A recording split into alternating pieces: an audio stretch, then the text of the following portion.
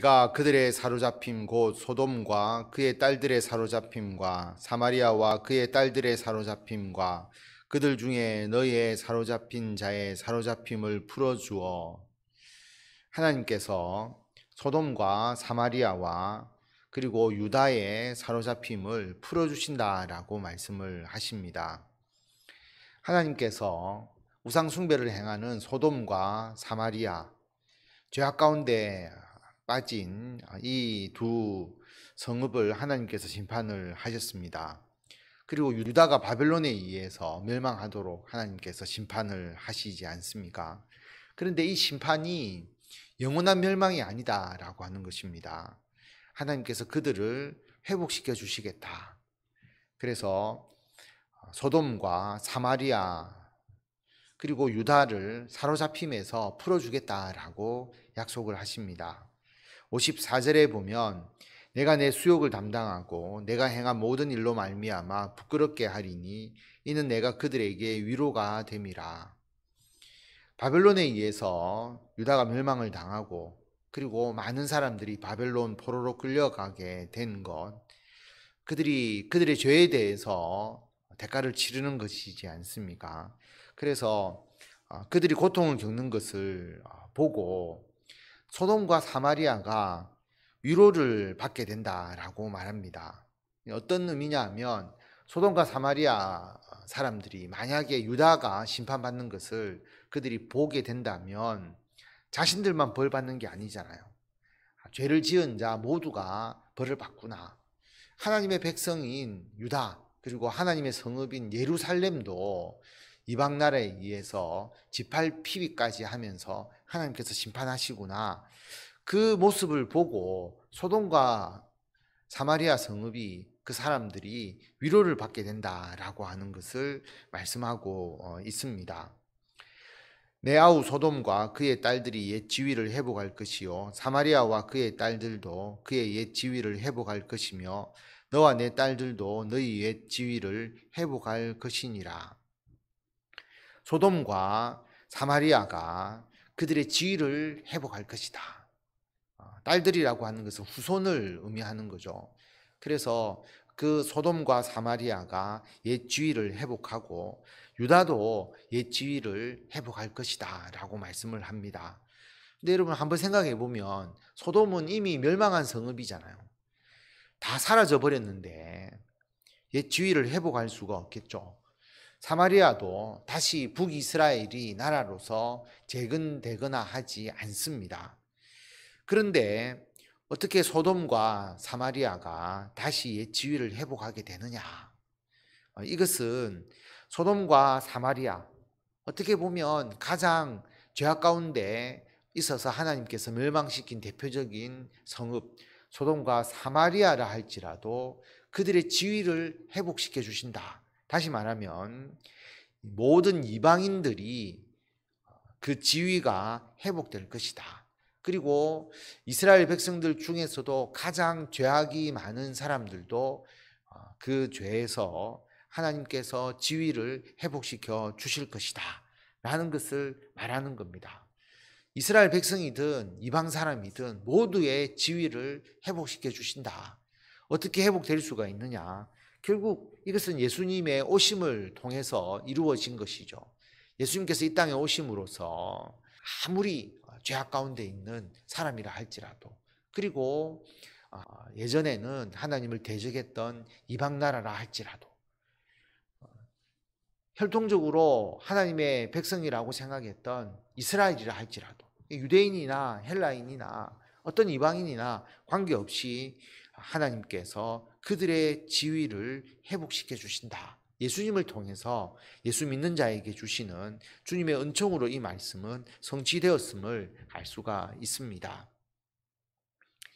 내가 교만하던 때에 내 아우 소돔을 내 입으로 말하지도 아니하였나니 곧 내 악이 드러나기 전이며 아람의 딸들이 너를 능욕하기 전이며 너희 사방에 둘러있는 블레셋의 딸들이 너를 멸시하기 전이니라. 유다가 그리고 예루살렘이 교만하던 때에 소돔을 내 입으로 말하지도 아니하였다. 소돔을 굉장히 경멸했다라고 하는 거죠. 왜냐하면 죄를 지어서 멸망받은 성읍이니까 그 소돔을 경멸하고 대수롭지 않게 생각을 했었는데, 그러면 그 죄를 지은 그 소돔을 보고, 멸망당하는 소돔을 보고 유다가 교훈을 받아야 되잖아요. 우리는 하나님 앞에 올바로 살아야 되겠다. 그들은 경멸하면서도 자신들이 의롭다 생각하고 소돔에 대한 그 하나님의 벌의 교훈을 자기들이 받지 않은 것이죠. 그래서 하나님의 심판을 받게 된 것입니다. 그래서 그들이 교만해서 소돔을 경멸할 때는 유다의 악이 드러나기 이전이죠. 드러나기 전에는 자기들이 그렇게 생각을 했고, 또 아람의 딸과 블레셋의 딸들이 너를 멸시하기 전이라. 유다가 하나님의 심판을 받아서 바벨론에 포로로 끌려가고 바벨론에서 나라가 멸망당하니까 주변 나라들이 유다를 비웃잖아요. 아람이 비웃고, 그리고 블레셋이 비웃고, 그리고 에돔이 비웃고, 그렇게 비웃거든요. 그 비웃음을 당하기 이전에는 그들이 소돔을 보고 경멸하고 교만했었다라고 하는 것을 말씀하고 있습니다. 내 음란과 내 가증한 일을 내가 담당하였느니라. 나 여호와의 말이니라. 그들이 소돔을 비난했지만 자신들도 음란하고 가증한 일, 우상 숭배와 하나님 앞에 범죄하는 일을 그들이 행했기 때문에 하나님의 심판을 받아서 마땅하다라고 하는 것을 말씀하고 있습니다. 59절에 보면 나 주 여호와가 이같이 말하노라. 내가 맹세를 멸시하여 언약을 배반하였은즉 내가 내 행한 대로 내게 행하리라.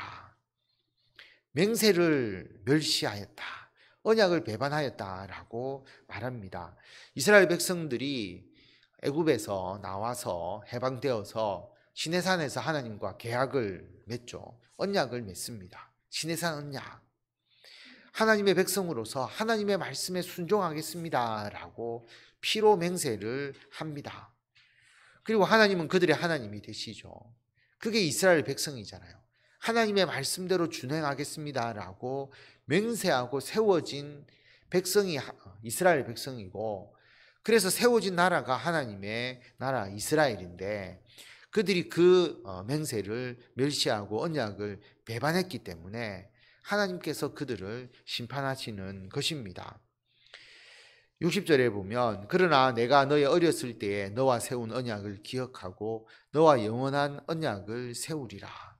이스라엘 백성들이 그 시내산 언약을 깨어버리잖아요. 그러면 사실 그 언약이 무효가 되는데, 하나님께서 그래도 그 언약 때문에 이스라엘 백성들을 하나님께서 붙잡아 주시겠다라고 말씀합니다. 그런데 이스라엘 백성들만 붙잡아 주시느냐? 그렇지 않죠. 모든, 앞에서 이야기했지만 이방인들, 소돔이라 할지라도 하나님께서 이 새로운 언약, 영원한 언약을 통해서, 예수님을 통해서 주시는 이 구원의 은혜를 통하여서 그들의 깨어진 언약을 다시 회복시켜 주신다라고 하는 것입니다. 율법 조문에 의해서 하나님의 말씀을 준행하는 것이 아니라 성령에 의해서 우리들의 심령이 변화되어서 하나님의 말씀을 따르도록 하는 새로운 언약. 그래서 우리가 신약이라고 이야기하잖아요. 새로운 언약. 그러니까 이전의 언약은 구약이 되는 것이죠. 예수님의 오심으로 이루어지는 새로운 언약을 하나님께서 주시겠다라고 말씀을 하십니다. 내가 내 형과 아우를 접대할 때에 내 행위를 기억하고 부끄러워할 것이라.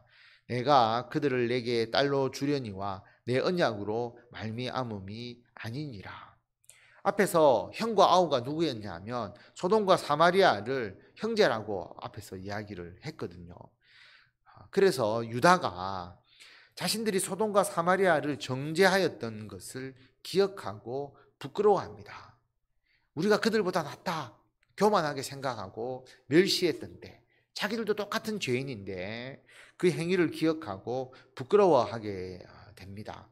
그런데 하나님께서 그들을 딸로 주겠다라고 말합니다. 형과 아우였는데 이제는 딸로 주겠다. 이것은 어떤 의미냐 하면 하나님께서 유다를, 예루살렘을 높여주시는 것이죠.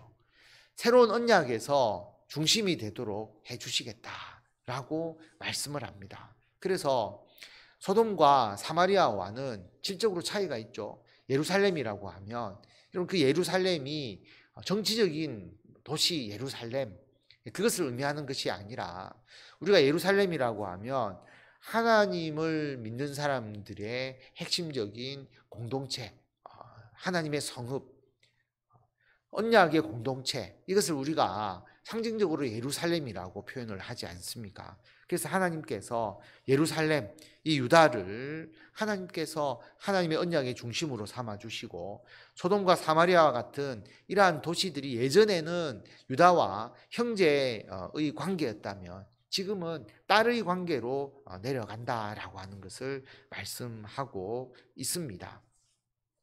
62절에 보면 내가 내게 내 언약을 세워 내가 여호와인 줄 내가 알게 하리니 이는 내가 내 모든 행한 일을 용서한 후에 내가 기억하고 놀라고 부끄러워서 다시는 입을 열지 못하게 하려 함이니라. 주 여호와의 말씀이니라.